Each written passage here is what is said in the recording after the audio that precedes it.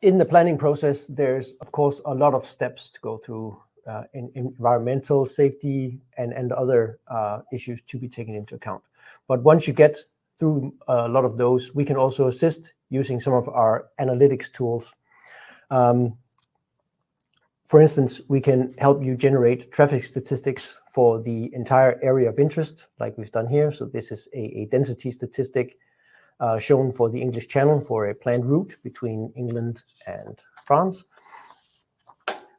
If we dive a bit deeper, we can do density statistics or other statistical analysis for the safety zone around the cable, which is what we're doing here.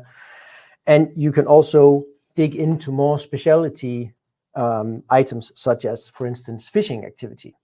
So looking at fishing activity in and around the planned zone, what we're doing here is we're looking at fishing activity for the planned zone. The red one is active fishing, and the blue one is fishing vessels that are moving from fishing ground to fishing ground.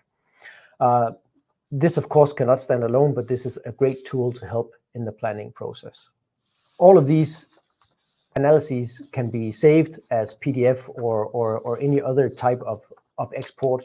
Most of them can also be exported as SRE shapefiles and can be imported and used in other GIS tools.